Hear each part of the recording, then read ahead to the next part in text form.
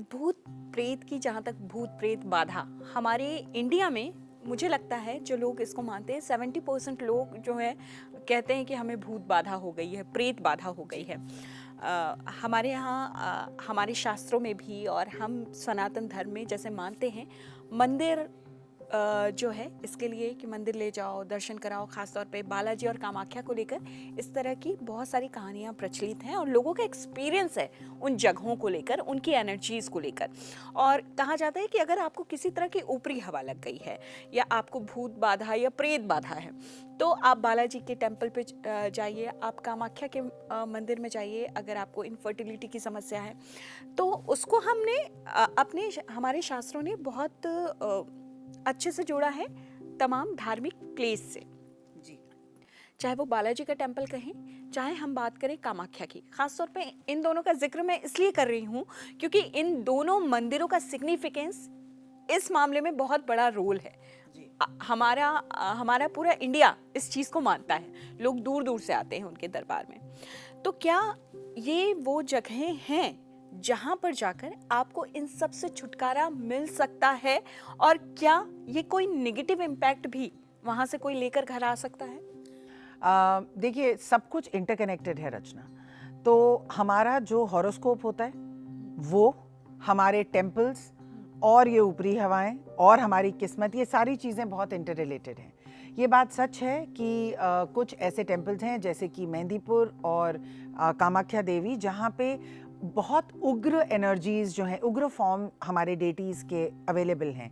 तो जब ये देखिए, एनर्जी के दो पोल्स होते हैं जिसको हम नेगेटिव और पॉजिटिव कहते हैं, लेकिन होते वो दो अलग अलग पोल्स हैं, हम उनको नेगेटिव और पॉजिटिव कहते हैं। तो अगर आप ब्लैक मैजिक को नेगेटिव पोल की तरफ करेंगी और सोचेंगी कि ये बहुत ज़्यादा इंटेंस नेगेटिव एनर्जी है, वशीकरण है, वैसे ही भगवान ने लाइट की तरफ भी बहुत उग्र फॉर्म बनाए हैं। जैसे माँ कामाख्या, माँ आदि पराशक्ति की सबसे उग्र फॉर्म है, तो उन्हीं से 10 महाविद्या निकली हैं। तो अगर आप माँ कामाख्या के टेम्पल में जाएंगे, वहीं पे 10 महाविद्या के आपको टेम्पल्स जो हैं वो मिलेंगे। 10 महाविद्या और माँ कामाख्या एक बहुत उग्र रूप हैं देवी का, जो ऐसी एनर्जीज को बिल्कुल हटा सकते हैं। और मेहंदीपुर बालाजी में भी आपको मालूम ही है, भूत प्रेत पिशाच निशाचर अग्नि बेताल काल मारी मर, इन्हें मारू तो ही शपथ राम की। तो ये पता है हमें कि हनुमान जी के आगे कुछ नहीं टिक सकता। और हनुमान जी का जो सबसे फॉर्म है ये भूत प्रेत को पकड़ने वाला, वो मेहंदीपुर बालाजी में है। तो अगर हम कामाख्या देवी की बात करें, सिर्फ फर्टिलिटी रिलेटेड इश्यूज नहीं वहाँ पे ठीक होते, वहाँ पे तंत्र मंत्र का वो बहुत बड़ा गढ़ है।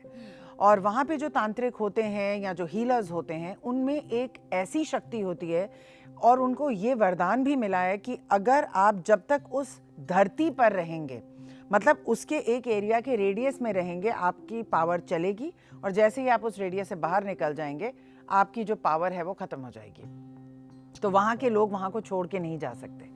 तो अगर किसी को, हाँ, अगर किसी को है, जो लोग रहते हैं वो उस जगह को छोड़ के नहीं जा सकते। नहीं, जो वहाँ के हीलर्स और पंडित्स हैं, जिनको स्पेशली ये सिद्धि मिली है कि आप यहाँ पे बैठ के हीलिंग कर सकते हैं, वो क्षेत्र सिद्धि है, तो उस क्षेत्र में ही रह के आप वो सिद्धि कर सकते हैं।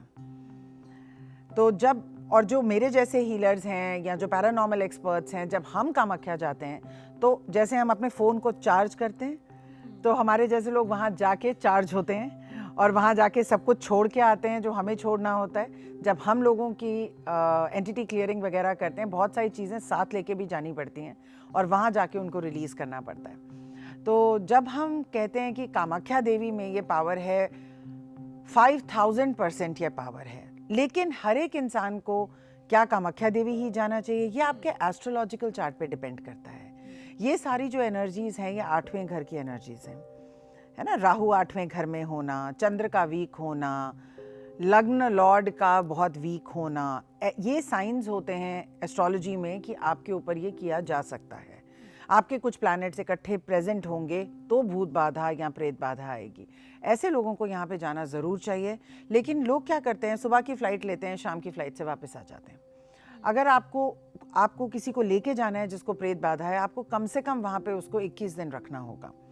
वो कहीं पे भी साथ में रहे, धर्मशाला में या किसी कमरे में, और रोज़ सुबह और शाम जाके वहाँ पे, सुबह से शाम तक वहाँ पे बैठे, इसकी बहुत हीलिंग्स और ट्रीटमेंट्स होती हैं, लेकिन मैं लोगों को ये कहूँगी कि आप भी कुछ रिस्पॉन्सिबिलिटी लें और आप वहाँ पे जाके बैठें और माँ को समर्पण करें। जो भी एनर्जीज़ हैं वहाँ से लोग ठीक होकर आते ही आते हैं, लेकिन ये है कि उसके बाद उस हीलिंग को ऑन रखना पड़ता है। रचना, आजकल लोग सोचते हैं कि ये करने में भी 2 मिनट लगते हैं और शायद उतरने में भी 2 मिनट लगते हैं। ये मैं मिथ को ब्रेक करना चाहूँगी। किसी भी एंटिटी क्लियरिंग को पूरी तरह से उतरने में 8 से 10 महीने, कभी कभी 1 से 2 साल भी लगते हैं, क्योंकि वो एंटिटी या वो जो आत्मा है वो आपके अंदर जब प्रवेश करती है तो आपकी बॉडी के बहुत सारे पार्ट्स उसके अधीन हो जाते हैं।